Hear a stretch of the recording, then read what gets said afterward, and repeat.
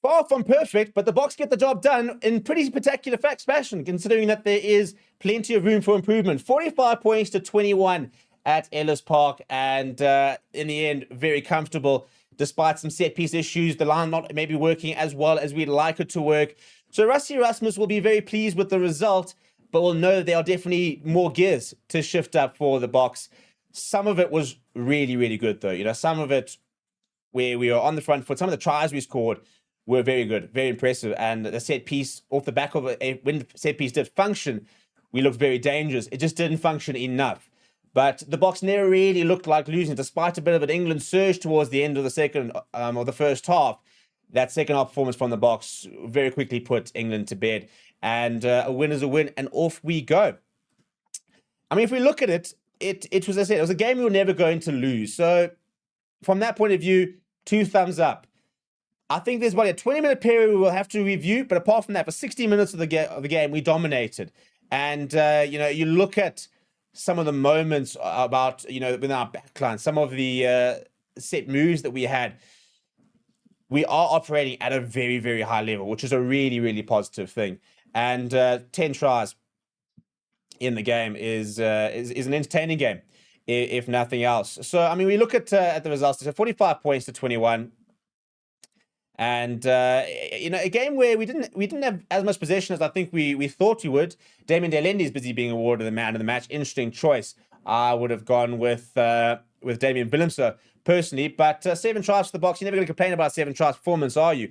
Lots of meters gained, plenty of carries, lots of breaks as well. And I think it's very much a first season performance where some of it looked really, really slick, and some of it looked rusty. The lineouts, for example, I think that England did their research, especially in the first half, and we struggled to make our lineout really count. We struggled to really hit our number 4 jumper, for example. When we went to the back, we were a bit more comfortable, but we didn't get to set them more early in the first half. And I think halftime came at a really good time for the Boks, where we managed to have a conversation, reset a little bit, and that second half performance was tops. It really was. We were on top of England. England scored, yes, the 1 try, and at one stage we're 10 points behind. But I don't think we were ever panicking. I don't think we were ever really in a position where losing was on the cards, which is a good space to be in. I mean, we'll see what Scotland do next week, but that should be our hardest game of the first 3 of the Nations Championship.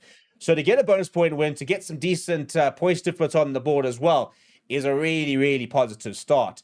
And I think the exciting part is you look at the performance of Paul de Villiers, Cameron Hanekom, players, starting that weren't supposed to start, late drafted into the team. We did have to change things up a bit with the late withdrawals of Eben Etzebeth, Siya Kolisi just before kickoff.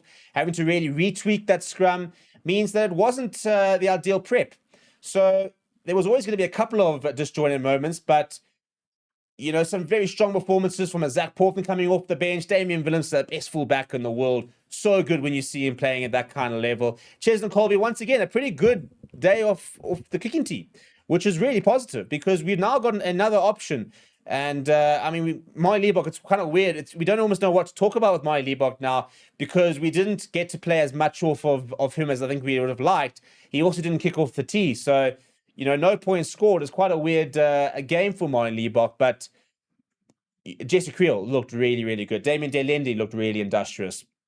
The pack didn't quite get the scrum dominance early on that we wanted. We eventually started finding it towards the second half.